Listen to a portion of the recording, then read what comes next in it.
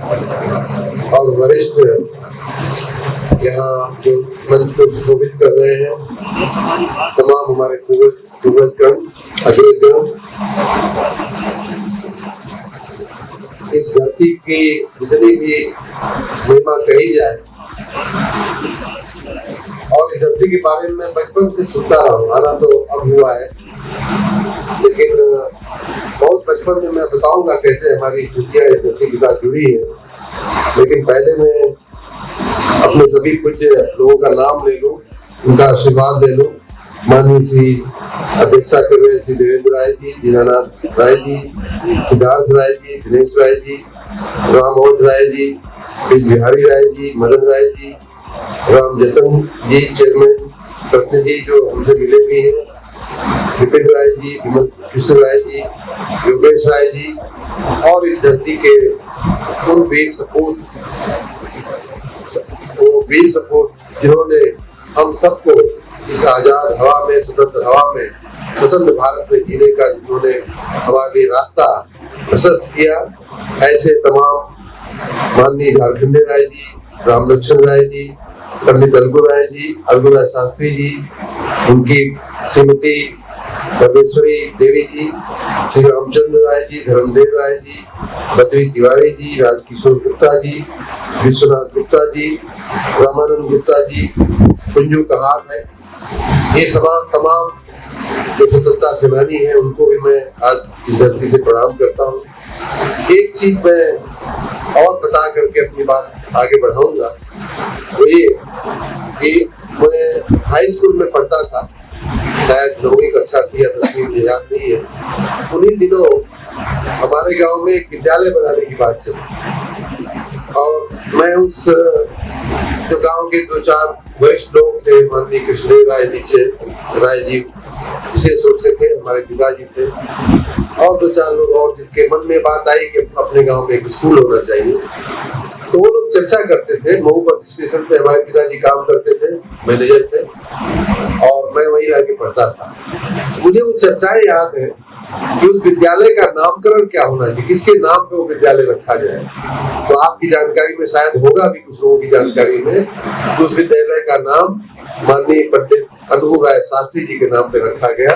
और इस तरह से हमारा गांव आपके गांव के प्रति, या आपके जो स्वतंत्रता सेनानी रहे और आपके हम सबके गौरव रहे, इन तमाम स्वतंत्रता सेनानियों के प्रति हम बहुत ही सम्मान की दृष्टि से पहले भी देखते थे, आज भी देखते हैं और आगे भी देखते रहेंगे। भाइयों बहनों, जैसा कि यहाँ हमारे पूर्व के वक्ताओं ने कहा, आप सोचिए कि पंडित अलगू राय शास्त्री क्यों वो लड़ाई लड़े, क्यों नहीं वो किसी बैरिस्टर की तरह, जैसा कि माननीय अध्यक्ष जी बता रहे थे, उन्होंने तो ठुकरा दिया वो ऑफर। ऐसे बहुत से लोग थे जिन्होंने ऐसे ऑफर स्वीकार भी किए। अंग्रेजों की दी हुई पदवियां, अंग्रेजों की दी हुई रियासतें, अंग्रेजों की दी हुई सुविधाएं, बहुत से अपने ही देश के बहुत से लोगों ने स्वीकार कर लिया, और फिर मजे से रहे। अंग्रेजी शासन जब तक था तब तक मजे में रहे। उसमें पढ़े लिखे लोग भी थे, राजे रजवाड़े भी थे, जिनको अंग्रेजों ने कभी तंग नहीं किया। उनकी हुकूमत जिसने स्वीकार किया उसको, लेकिन पंडित अलगू राय शास्त्री जैसे लोग, या उनकी पत्नी माननीय परमेश्वरी देवी जैसे लोग, क्यों वो लड़ाई लड़े, क्यों अपने जीवन को उन्होंने जोखिम में डाला, क्यों वो इतनी यातनाएं झेले, जेलों में बंद रहे, अपने घर से बाहर यहाँ वहां भागते रहे। वो इसलिए कि हम और आप, उनकी आने वाली संतान, उनकी आने वाली पीढ़ियां, जिसमें हमारा और आपका समावेश होता है, हम सुख और चैन की जिंदगी जी सके, ये उनका पहला सपना रहा होगा। और इसलिए उन्होंने आत्माएं से, और ऐसे हजारों लाखों लोग थे, स्वतंत्रता सेनानी थे, जिन्होंने अपने जीवन जो है कुर्बान कर दिया। अब ये अभी की जो लड़ाई है, उस समय तो हम उनकी बातें खाली कर सकते हैं, हमारा कोई योगदान तो उसमें था नहीं, हम तो उसके लाभार्थी हैं। लेकिन अभी का जो समय काल है भाइयों बहनों, दो चीज सोचने का समय काल। क्या उनके सपने का भारत बना है? क्या उनके सपनों का भारत बन पाया? आज 75 साल हो गए उनकी कुर्बानी को, जिन्होंने आजादी दिलाई हमको आजाद हुए आज 75 साल हो गए। क्या 75 साल में हमने वो सब पा लिया जो हमें पाना चाहिए था, जिसका सपना हमारे स्वतंत्रता सेनानियों ने देखा होगा? पहला सवाल ये।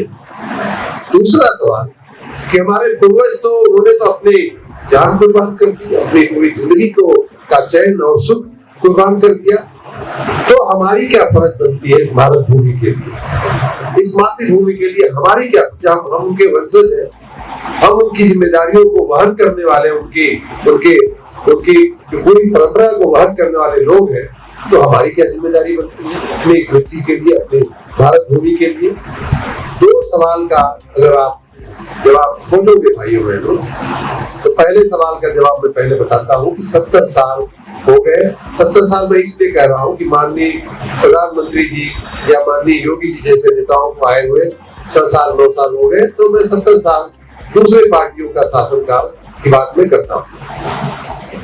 उस समय कांग्रेस पार्टी, इसलिए मैं यहाँ के बहुत सारे जो नेता थे उस समय कांग्रेस के ही भाग थे, इसलिए मैं उनकी आलोचना नहीं कर रहा हूँ, मैं कांग्रेस की बाद की संस्कृति की बात कर रहा हूँ। अगर वो रहे होते पंडित अलगू भाई शास्त्री जैसे लोग, पंडित सरदार वल्लभ भाई पटेल जैसे लोग, अगर और लंबा रहे होते, और लंबा शासन शायद उनका चला होता, तो आज भारत की तस्वीर शायद अलग होती। लेकिन एक परिवार का शासन की दिशा में ये देश बढ़ गया और एक परिवार का शासन चलता रहा।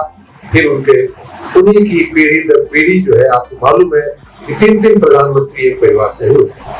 चौथा अभी प्रयास कर रहा है या कर रही है, उसमें अभी दुविधा है कि कौन बनेगा या कौन प्रयास ज्यादा कर रहा है।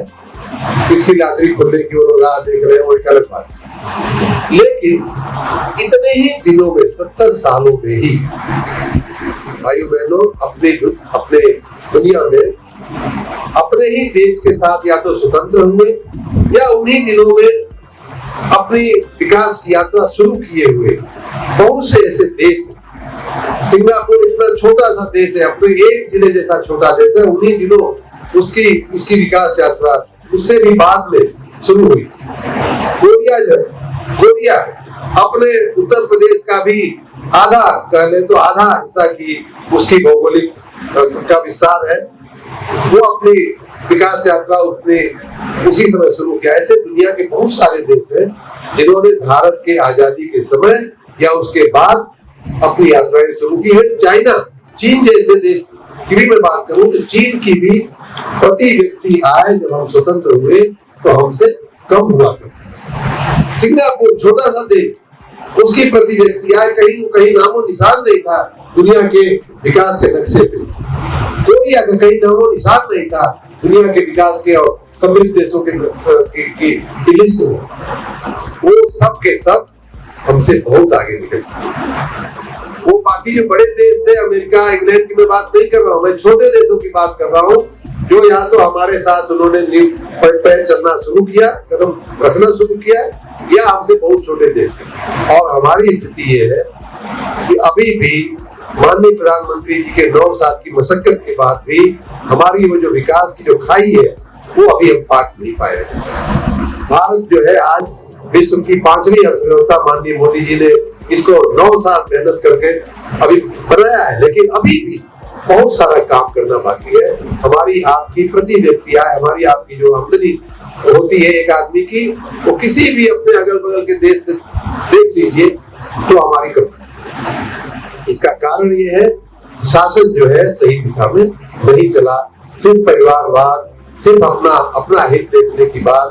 हमें मालूम नहीं पड़ता था, हम अनजान थे, अनपढ़ प्रजा थी, चल जाता था, चलता रहा। उस परिस्थिति को हमें बदलना।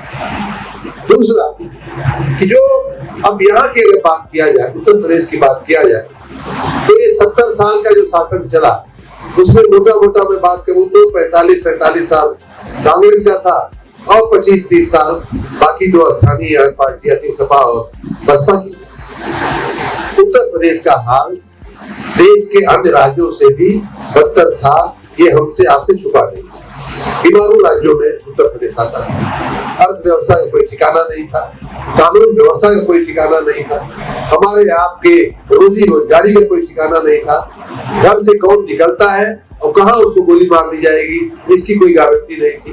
घर में आप वापस आएंगे कि नहीं इसकी कोई गारंटी नहीं थी। सामान्य और सच्चे ईमानदार निष्ठावान व्यक्ति को प्रताड़ित किया जाता था पुलिस और प्रशासन के द्वारा, और गुंडों का पूरा राज चलता था। गुंडे जो है पुलिस में बैठ करके प्रशासन चलाते थे, तहसीलदार के एसडीएम के ऑफिस। ये सारी चीजें आपने और हमने अनुभव किया हुआ है इसी राज्य में इन्हीं पार्टियों के शासनकाल में। इसलिए भाइयों बहनों, ये जो लड़ाई है, जैसा कि माननीय लोगों ने कहा, हमारे पूर्व के वक्ताओं ने, ये लड़ाई ये मात्र दारा सिंह को जिताने के लिए नहीं है, बल्कि एक दो परंपराएं जो है, परिवारवाद की एक परंपरा है, एक कांग्रेस का परिवारवाद था जिसमें चौथा प्रधानमंत्री होने का या होने की राह देखी जा रही है, और एक अन्य पार्टी का परिवारवाद था जिसमें 4 बार मुख्यमंत्री रह चुके हैं, फिर से अभी बनने के लिए उनकी भी तमन्नाएं हैं। ऐसे परिवारवाद के शिकंजे से अपने देश को और प्रदेश को छुड़ाने के लिए ये लड़ाई है, न सिर्फ दारा सिंह चौहान को जिताने के लिए लड़ाई है। दूसरी बात कि दारा सिंह चौहान ठीक है, वो विधायक तो थे ही, विधानसभा में तो बैठते ही थे, एक अन्य पार्टी में बैठते थे, अब इधर की पार्टी में आ गए हैं। केंद्रीय नेतृत्व, आपको जानकारी में सारी बातें होगी, ये मैं मान के बात कर रहा हूँ कि हमारे केंद्रीय नेतृत्व ने इनको बुलाया, बार बार प्रयास किया कि भाई दारा सिंह जी, लगता है कि आप भाजपा छोड़ के गए, उस समय हमारे में कोई कमी रह गई, हमसे कोई गलती हो गई, हमारे किसी पदाधिकारी से कोई गलती हो गई, जिसकी वजह से आपको छोड़ना पड़ा था भारतीय जनता पार्टी। हम चाहते हैं कि माननीय अमित शाह जी को बुला करके, माननीय प्रधानमंत्री जी के आशीर्वाद के साथ इनको बुला करके कहे कि आप कृपा करके घर वापस आ जाइए, घर वापसी करिए, हमसे जो भी गलतियां हुई हैं, जो भी क्षतियां हुई है, हम देख लेंगे, हम संभाल लेंगे। तो ये हमारी गरज है, भारतीय जनता पार्टी की गरज थी कि दारा सिंह चौहान को हम लेकर के फिर से पार्टी में आए। मैं तो स्वयं भी कहता हूँ कि जब विधानसभा चुनाव हो रहे थे तो हम लोग भी लखनऊ में थे, शायद हम भी गए होते तो दारा सिंह भाई से मिले होते, उत्पल भाई ले गए होते, मेरा उनसे अभी उतना परिचय नहीं था, लेकिन मैं आज सोचता हूँ हो सकता है हम लोगों से कोई गलती हो। उस समय भी हम जाके इनको कहते कि कहाँ जा रहे हो, साइकिल पंचर होके पड़ी है, डबल इंजन की सरकार है, इसमें बैठो। तो इसलिए ये हमारे पिछड़े वर्ग के नेता, हमारे समाज के जो पिछड़े वर्ग के लोग हैं, उनके साथ न्याय हो, उनके साथ अन्याय न हो, उनके साथ सामाजिक समरसता हो, इसलिए हम इनको लेकर के आए हैं। और इसलिए जो लोग माननीय मोदी जी के सुशासन को लंबा चलाना चाहते हैं, लंबा देखना चाहते हैं इस देश में, जो लोग माननीय अमित शाह जैसे गृह मंत्री के शासन को लंबा देखना चाहते हैं, जिन्होंने एक झटके में कश्मीर की जो कंफ्यूजन था वो दूर कर दिया। तो इस तरह के जो शासन व्यवस्था है उसको अगर चलाना हो, देखिए कोई बड़ा इमारत बनती है और उसमें से एक ईंट या एक पत्थर जब खिसक जाता है, निकल जाता है, तो हमारी जिम्मेदारी होती है कि हम उस ईंट पत्थर को लगा करके फिर से प्लास्टर कर दें, जिससे कि इमारत हमारी टिकी रहे।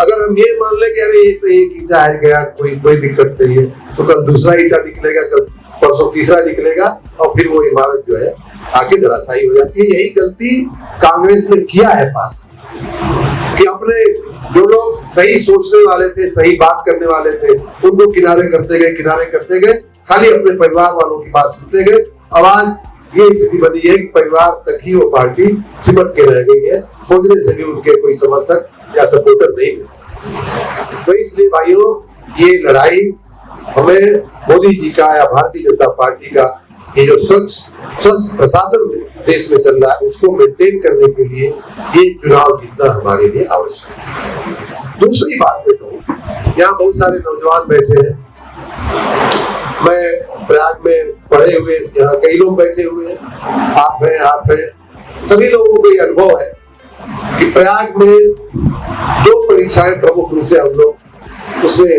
शामिल होते थे। एक एक आईएएस की और एक पीसीएस की। आईएएस की तो फिर भी थोड़ी ईमानदारी से चलती थी, आज भी उसमें काफी पवित्रता है, मैं कहूँगा।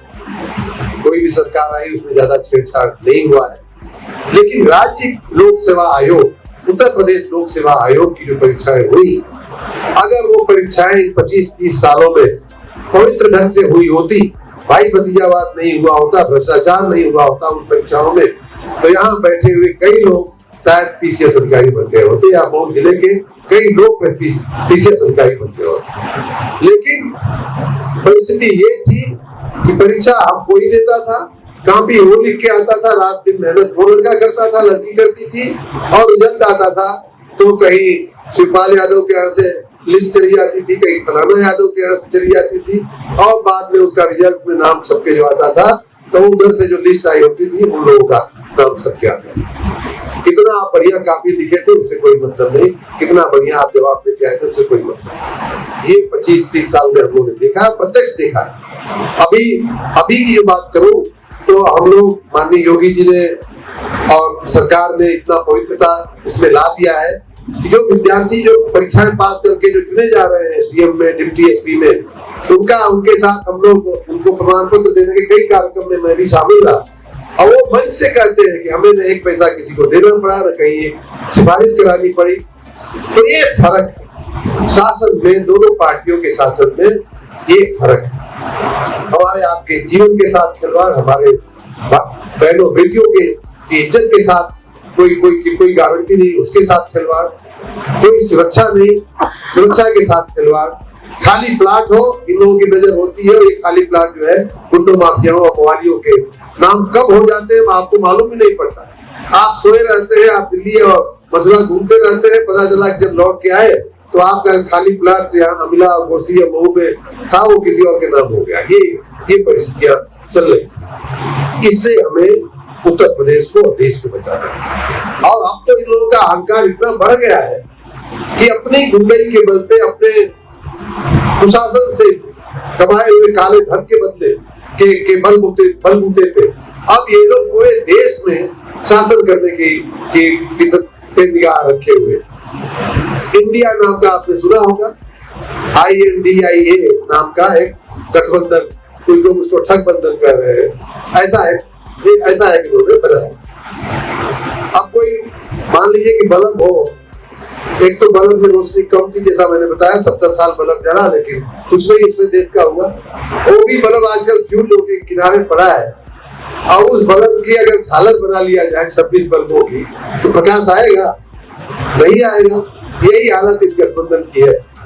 तो इनके चक्कर में नहीं पड़ना है। हम आप देखिए, हम आप छोटी बात में अगर पड़ जाएंगे तो जो बड़ी बात है वो रह जाएगी, और जो सपने हमारे स्वतंत्रता सेनानियों ने देखे, हमारे पूर्वजों ने देखे हैं, उनके सपने अधूरे रह जाएंगे, उनकी आत्मा को शांति नहीं मिलेगी। इसलिए हमें इस चुनाव में सत्य और असत्य, अच्छे और बुरे का चुनाव करना है। ये खाली एक दो व्यक्तियों की लड़ाई नहीं, ये कैंडिडेट और वो कैंडिडेट की लड़ाई नहीं है, अच्छाई और बुराई के बीच की लड़ाई है। अगर आपको लगाया, और देखिए, मैं पूर्वांचल के बारे में कई बार ये बात कहता हूँ, पता नहीं क्या हमारा स्वभाव है, गोसी, अमिला, गोरी से, कि हम लोग नदी के प्रवाह से विपरीत ही चलने में मजा आता है। अरे मान लीजिए 19 में सब लोग को मान लगता था कि मोदी जी की सरकार फिर से आने वाली है, लगता था कि नहीं लगता था? फिर भी आपने वोट किसको किया? मोदी जी को वोट आपने नहीं किया ना। आपका सांसद, आपने सांसद नहीं चुनते अपना भेजा। नुकसान किसका हुआ? मोदी जी का हुआ नुकसान। मोदी जी को पर्याप्त सीटें सरकार बनाने की जितनी आवश्यक है उससे भी ज्यादा सीटें आई कि नहीं आई, लेकिन आपको सांसद अपने संसद में आपकी नुमाइंदगी नहीं हो रही है और नहीं हो पाई। आने वाले कुछ महीनों में तो कोई आशा नहीं देख रहा हूँ कि आपका कोई नुमाइंदा संसद में बैठ पाएगा। एक उल्टा प्रवाह में चलने की हमारी आदत है। वैसे ही विधानसभा चुनाव की मैं बात करूं तो दारा सिंह, मैं उनको जो भी मेरा थोड़ा बहुत परिचय है, उनको एक अच्छे व्यक्ति के रूप में मैं जानता हूँ। मेरे कई साथियों के वो पुराने साथी रहे हैं, तो इसलिए ही मेरे पास उनके बारे में काफी जानकारियां पहुंचती रहती हैं। और मेरा जो अनुमान है कि अगर दारा सिंह जी ने किसी का बनाया नहीं होगा तो गलत बिगाड़ा तो नहीं होगा, किसी का प्लाट कब्जा नहीं किया होगा, किसी को गलत मुकदमे में नहीं फंसाया होगा, इतना तो पक्का है। अभी संतोष जी कई और बातें गिना रहे थे, वो बातें भी सच है, उन्होंने कुछ ना कुछ किया ही होगा, लेकिन उन सब बातों को किनारे किया जाए तो भी उनका जो व्यक्तित्व है वो किसी को नुकसान पहुंचाने वाला व्यक्तित्व हो, ऐसा मुझे नहीं लगता। लेकिन उनको आपने पसंद तो किया, व्यक्ति के रूप में आपने पसंद किया, आपने विधानसभा में उनको चुन करके भेजा। हाँ, ये बात अलग है कि साइकिल पे चढ़ा के भेजा। हम ये कहने आए कि उसी व्यक्ति को अब डबल इंजन की गाड़ी पे चढ़ा के भेज दो, बस इतना ही करना है। आप व्यक्ति के प्रति अगर आपको एनर्जी होती, अगर आपको कोई दिक्कत होती तो शायद उस समय भी आप बना सकते थे, लेकिन उस समय भी आप उल्टा चले। उस समय भी एक क्लियर था, कुछ लोगों को ही एक कन्फ्यूजन था कि फलाना जी आ रहे हैं, अरे कोई जी आओ नहीं रहे थे, जो हुआ वही होना था। क्लियर था कि योगी जी की सरकार फिर से आ रही है, भारतीय जनता पार्टी की सरकार फिर से उत्तर प्रदेश में आ रही है, फिर भी आप उल्टा प्रवाह चले। आपने नदी के प्रवाह से उल्टी अपनी दिशा की, नुकसान आपका हुआ, 1.5 साल आपका चला गया। ये तो भारतीय जनता पार्टी का बड़प्पन कहिए या आप अपनी किस्मत कहिए, शुक्रगुजार है आप, होना चाहिए भारतीय जनता पार्टी का। एक बार फिर से आपको डबल इंजन की गाड़ी में बैठने का मौका भारतीय जनता पार्टी ने दारा सिंह को ला करके दिया। और जैसा कि यहाँ कहा गया कि भाई अगर 2 व्यक्तियों में भी चुनाव करना हो तो क्या आप ऐसे व्यक्ति के साथ नहीं जाना चाहेंगे जिसकी सरकार चल रही है भाई, जो केंद्रीय नेतृत्व, राज्य नेतृत्व के आशीर्वाद से आकर के यहाँ चुनाव लड़ रहा है, इस्तीफा देता है, उसके 10 दिन के बाद यहाँ चुनाव घोषित होता है। क्या आपको लगता है कि इसमें केंद्रीय नेतृत्व का इसमें आशीर्वाद उनको नहीं है? यहाँ से लेकर के दिल्ली तक आपकी पहुंच होगी, यहाँ से लेकर दिल्ली तक कोई भी योजना आप हाथ रखोगे योजना पे और योजना मंजूर हो जाएगी। क्या ये आपको शौक नहीं है? क्यों ऐसा मौका आप गंवाएंगे? क्यों आप फिर से एक पंचर साइकिल पे एक व्यक्ति को चढ़ा करके जो यही रह जाएगा, गोसिये में लखनऊ भी नहीं पहुंचेगा, लखनऊ भी कोई उसको बैठने नहीं देगा, सुनेगा नहीं कोई इसकी बात। तो इस प्रकार हर तरफ से, चाहे राष्ट्रीय परिप्रेक्ष्य में आप देखें, राष्ट्र के विकास की गति के दृष्टि से देखें, राष्ट्र में, देश में जो अच्छी और बुरी ताकतें हैं उनकी दृष्टि से आप देखें, या अपने विकास की जो यात्रा है वो कौन उसको तेज करेगा, कौन उसको धीमी करके करेगा, उस दृष्टि से आप इस बात को देखें। सब बातों पे ये तराजू का पलड़ा जो है भारतीय जनता पार्टी के पक्ष में भारी होता जा रहा है, भारी होता जा रहा है। और इसलिए मुझे बहुत इस गांव को समझाने की आवश्यकता थी नहीं, लेकिन फिर भी मैं थोड़ा ज्यादा बोल गया, क्षमा करिएगा। माननीय अध्यक्ष जी, हमारे सभी वरिष्ठ यहाँ बैठे हुए, आप लोगों को सिखाने की आवश्यकता नहीं है। आप लोगों ने पूरे जिले को, पूरे पूर्वांचल को राजनीतिक दिशा दिया है। आप सबको फिर से एक बार प्रणाम करते हुए, और मैं आशा रखता हूँ कि आने वाले दिनों में आप भारतीय जनता पार्टी के साथ रहते हुए माननीय मोदी जी को, माननीय योगी जी के हाथों को आप मजबूत करेंगे, ऐसी मैं आशा रखता हूँ। देखिए, विकास के जो काम है, अभी माननीय अध्यक्ष जी कह रहे थे कि हमारे नगर पंचायत के चेयरमैन साहब मिल चुके हैं हमको, और उन्होंने अपना दिया भी है। आने वाले दिनों में कई लोग हमारे आपके गांव की चिंता करने वाले हमारे मित्र हैं, विपिन जी भी आते रहते हैं, कई लोग यहाँ संतोष जी भी हैं, अपने गांव की ज्यादा करते हैं लेकिन पूरे क्षेत्र की भी करते हैं, तो वो लोग हमको मिलते रहते हैं। इसलिए, और यही तो हमारा काम है, यही सड़क बनवाना, नाली साफ करवाना, नाली खड़के ठीक करवाना, गांव की सूरत बदलना। हम तो चाहते हैं, हमने तो एक अभियान चाचा जी चलाया हुआ है कि क्योंकि नगर विकास ही मेरी जिम्मेदारी है, तो मैं चाहता हूं कि हमारे प्रदेश के जो नगर है वो वैश्विक नगर बने। हमारे प्रदेश के नगरों की भी गिनती विश्व के अच्छे नगरों में, विश्व के सुंदर साफ स्वच्छ नगरों में होने लगे। इस पूरे प्रयास में हम लोग लगे हुए हैं, और अभिला के लिए भी जो भी करना होगा मुझे आप बताएंगे, मुझे आज्ञा देंगे तो आपकी आज्ञा शिरोधार्य करके मैं उस पर जरूर काम करूंगा। आप सबकी जानकारी के लिए ये अमिला बोजी का मार्ग अजमतगढ़ वाला जो बना है वो अभी हमको देखिए, हम तो भूल भी रहे थे, तो विनम्रता भी दिखा रहे थे कि नहीं, अब अपने काम को कहने की क्या आवश्यकता है। तो अगर मैं गिनाने चलूंगा तो 1-1.5 साल ही अभी मंत्री के रूप में हुआ, लेकिन ये जो मार्ग आपका बन रहा है ये 27 करोड़ रुपया मैं मंत्री बनने के पहले हमने चिट्ठी लिख करके मंजूर करवाया था और आज ये काम शुरू हो गया है। उसी प्रकार घोसी हो, धोबी घाट हो, माननीय राजू राय जी हैं धोबी घाट के ब्लॉक प्रमुख, इनसे भी आप पूछ सकते हैं। बहुत सारे काम हमने अपने इन 2 सालों के राजनीतिक जीवन में भी करवाए हैं। और उसमें घोसी के पास जो तड़ियाओं में जो बड़ा अस्पताल है उसमें ऑक्सीजन प्लांट, जो कोरोना के टाइम पे बड़ी इसकी डिमांड थी, ऑक्सीजन प्लांट भी हमने लगवाया। अभी कल उत्पल राय जी बता रहे थे, हम कोपागंज से वैसा की तरफ जा रहे थे तो बता रहे थे कि वो रोड भी हमने हमारे लिखने से मंजूर हुई है और उसका काम जल्दी ही शुरू हो जाएगा। तो इस प्रकार विकास के काम भी कोई गंगा बहेगी, खाली हमें अपने राजनीतिक निर्णय ठीक करने होंगे। ये बात मैं बार बार पूर्वांचल में कहता हूँ कि हम लोग हमेशा जब चुनाव आता है तो राजनीतिक गलती करते हैं, राजनीतिक सोच हमारी उस समय पता नहीं क्या हो जाता है। वैसे हम बड़े विद्वान हैं, चाय चट्टी पे बैठते हैं तो दुनिया भर की पॉलिटिक्स, मोदी जी को भी हम ज्ञान देने का काम कर जाते हैं, लेकिन जब अपने वोटवा डाले के जब टाइम आवेला तब भी मामला गड़बड़ा जाता है। तो एक बारी ना गड़बड़ाए, जरा सा ध्यान रख के। और इस गांव में ये बात मैं लंबी इसलिए किया कि आप मात्र एक वोटर नहीं हो, आप सबकी ताकत, आप सबकी शक्ति मुझे मालूम है। इस गांव में से जो विचार बाहर जाएगा उसका प्रभाव पूरी विधानसभा क्षेत्र में पड़ेगा।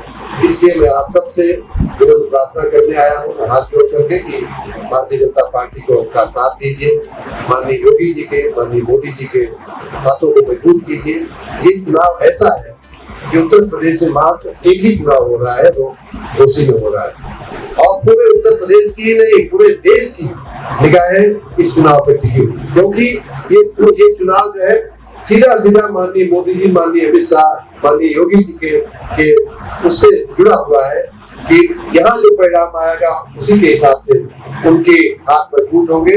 और आने वाले दिनों में जो 2024 का लोकसभा का चुनाव आएगा उसके लिए भी एक मुखौटे का काम, प्रतिबिंब का काम करेगा। इसलिए इसमें चूक नहीं होनी चाहिए। हमारी इतनी ही आप सबसे विनम्र प्रार्थना है। भारतीय जनता पार्टी आपकी सेवा में, हम सब जो उसके कार्यकर्ता है, हम सब उसके जो पदाधिकारी हैं, हम सब आपकी सेवा में हमेशा तत्पर रहेंगे। कोई एक व्यक्ति का चेहरा आप देखिए, भारतीय जनता पार्टी बहुत विशाल है। ये संतोष नहीं करेंगे तो हम करेंगे, हम नहीं करेंगे दादा करेंगे, दादा नहीं करेंगे उत्पल करेंगे। बहुत बड़ी मशीन की बन चुकी है।